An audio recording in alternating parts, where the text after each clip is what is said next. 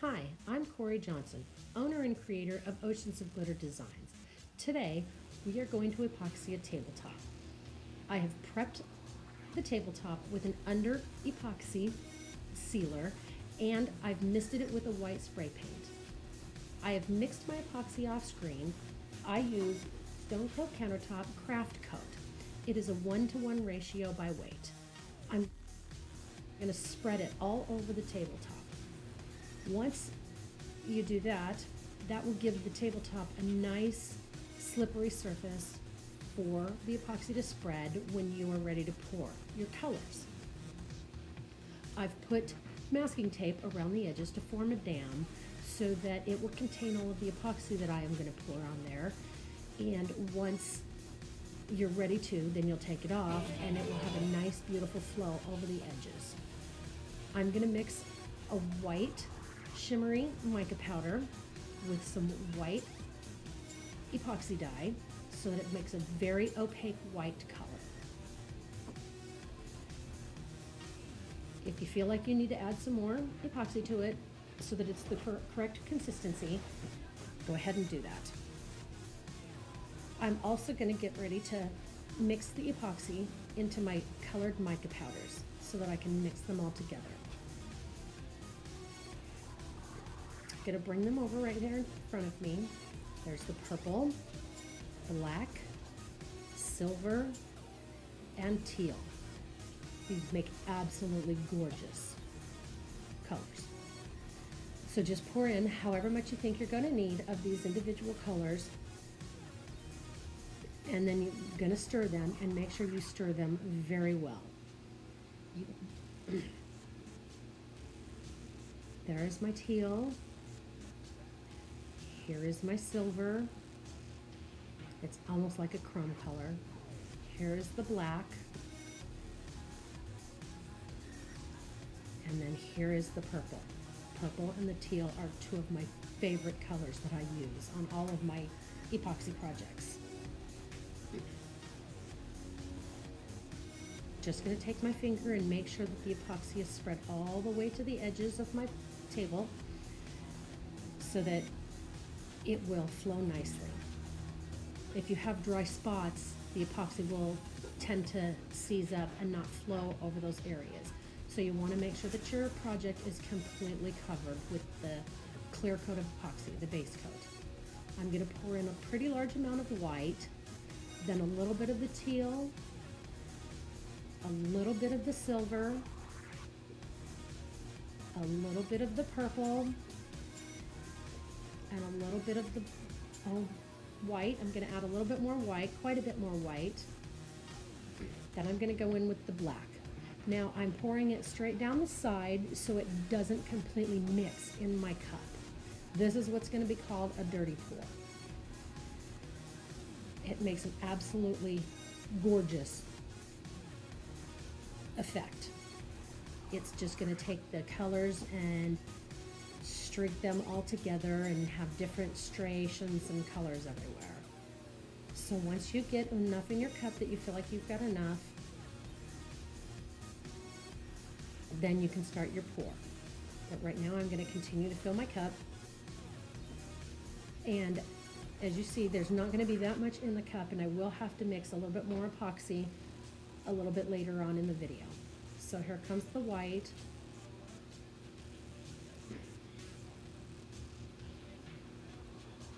And here is what the cup looks like with everything poured in. It's going to be gorgeous. You just take it and pour. There is no right or wrong way to do this. Pour it back and forth, and the colors will come out in all different sorts of patterns and swirly lines and everything. Just take the cup and set it upside down. So I initially thought that maybe I had enough on there with the base coat, and I tried to tilt it and it didn't move very much. So I'm using my heat gun torch to try and warm up the epoxy a little bit. I'm going to try and tilt the table again to see how much it will run. And as it turns out, I did not have near enough epoxy mixed up. So what I'm going to have to do is go and mix another batch of epoxy But first I tried to go with the blow dryer and see if I could spread it around a little bit. So this is the first time of me doing this type of a pour. So I'm thinking if I poured a little bit more clear on there that it would help. And it did not. So I'm going to take the blow dryer and try and push it around a little bit. And I discovered that I really did not have enough epoxy on there to cover up the whole table. But you can see how the colors move with the heat from the blow dryer, and they just blend in and do some beautiful things. I'm going to pour a little bit more of the white in the cup, a little bit more of the purple, a little bit more of the black, and a little bit more of the white. And then go in with the teal. I'm telling you, the teal and the purples are my favorite colors, and I cannot wait for you guys to see what this finished project looks like. I'm definitely going to have to mix another batch of epoxy, probably at least another 36 ounces. Now, typically a table takes 3 ounces per square foot of mixed epoxy, and the way that I did this, it just was not enough. I want it to be enough to where these epoxies flow and mix into each other very easily. So I want a pretty thick pour. So I am mixing a little bit more epoxy until it's very, very clear. And make sure you scrape the edges of your cup and scrape the bottom of your cup so that you get all of the epoxy that is stuck to the sides that needs to get mixed in. And then you can go ahead and refill the cups that you need to refill.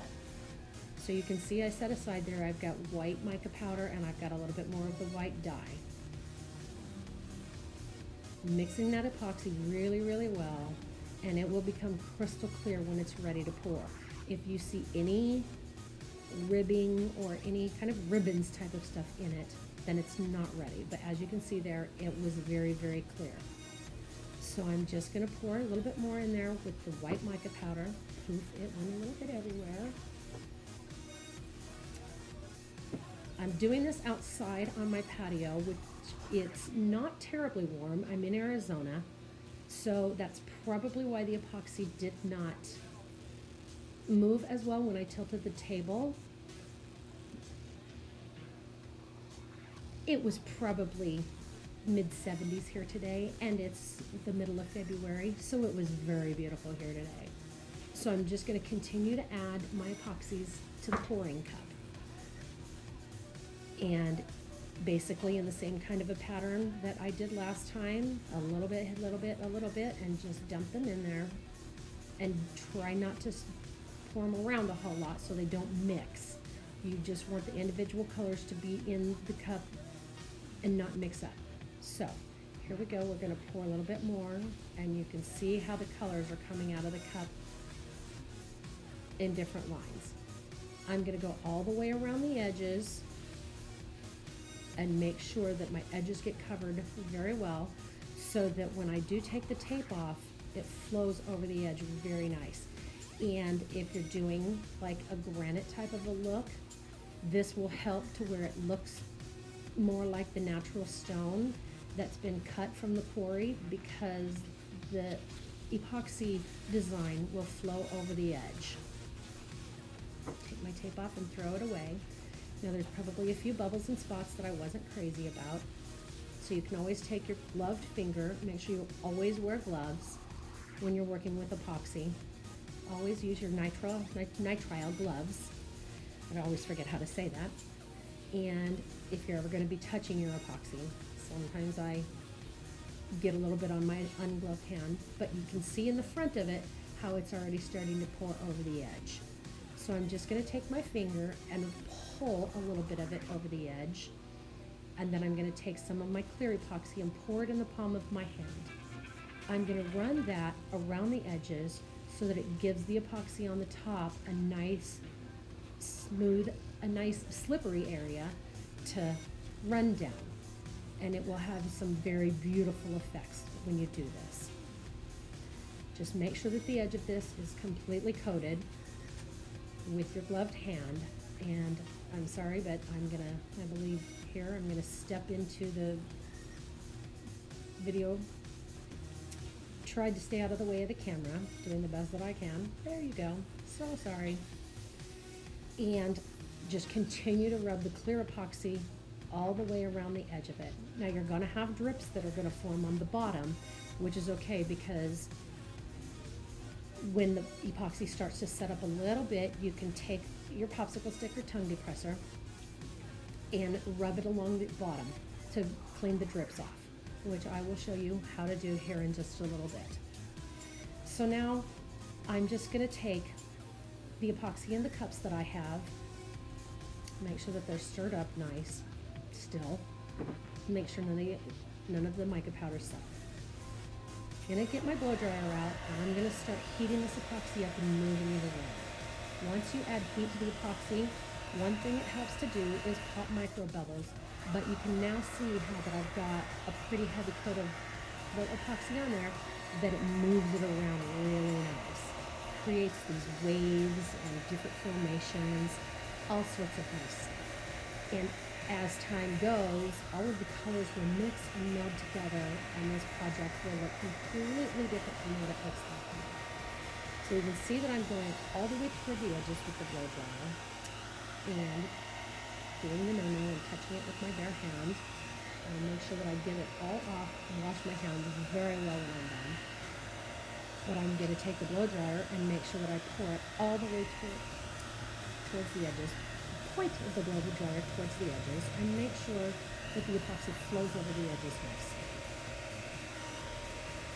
As you heat the epoxy up, the colors will start blending and doing all sorts of fun stuff, like you can see in the front of the table that's closest to the camera. You can see how the epoxy colors are starting to blend, and all the colors are, doing all sorts of different fun things.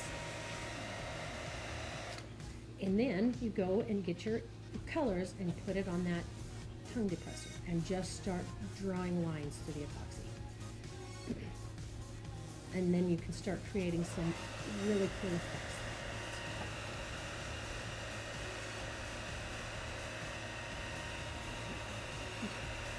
Taking the blow dryer and just making sure that those colors are starting to blend well, and that my epoxy stays warm enough to keep moving. Typical temperature for this to work really well is 78 to 85 degrees. So we're not too far off here in Arizona, so you can see how it just moves around once you put the blow dryer on it, and things start to really blend and create some really cool effects. I love how it goes in and it makes these waves and does all this fun stuff. Crazy thing about this is once this table is done, it will look nothing like what it looks like now. So here I'm just taking some of the white and I'm making a bunch of striation lines in it. Sort of how you would see like a crack line in a granite. Granite is not perfect. Oh, sorry. Get in front of your camera again. And hello.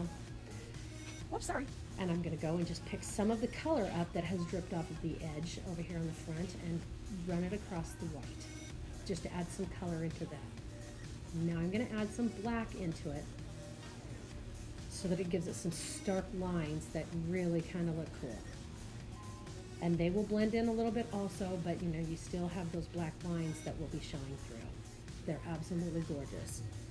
Take my heat torch, heat it up a little bit so that the black starts to really move and melt with all of the other colors.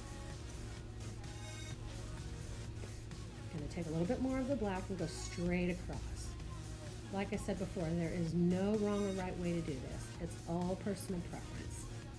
Go in with some of the purple. Make some more of those cracks, so to speak, that granite has, and the solid color lines that run through granite.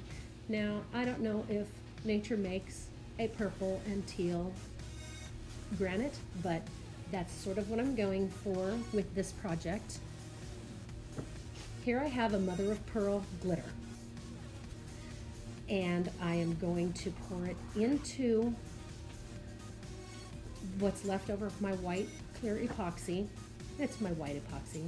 And I'm gonna, oh, and I added clear to it. Mix it up really, really well. And I'm going to do the same thing with it. Well, first I'm going to, nope, I'm not gonna pour that one on there. Decided against it. Wasn't anything I didn't like. So here I am pouring on this mother of pearl glitter. And it is gonna make some beautiful lines. I just love the way this hint of glitter looks. I'm pouring it mainly over the lighter sections. I'm gonna add a little bit to some of the darker, but it just gives it a nice shimmer.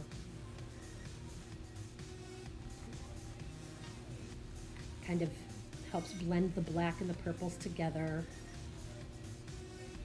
Helps blend everything in once you put that. It's got a little clear in it, so it just is going to wind up looking beautiful. So now what I'm going to do is take my heat gun. I believe that's what I'm going to do. I'm going to take my heat gun, go in and pop all the micro bubbles that I can find right now. Warm the epoxy up so that it does all of its spreading and moving and blending together. Also, popping all of the micro bubbles because you don't want that in your finish. So here I've got a teal colored spray paint that I'm just going to mist over the top of it, and I will put the names of all of the colors of everything that I used in the description of this video. So I love the way that teal gives it like an abalone shell look. Just mist it right over the top of your epoxy and it makes it do some really fun things. And you can see in the front of this top how some of the lines and cracks that I put on there sort of are dripping over the edge, and it looks like it was maybe cut out of the piece of granite that could be this color. So, I don't know. I think it looks pretty good. So you'll have to tell me what you think in the comments. I just put a little bit of that glitter in my hands and rubbed them together and sprinkled it over the top of it, just to give the whole piece a little bit of that mother of pearl glittery shimmer. So, you'll have to give me some comments, tell me what you think. Thank you so much for watching.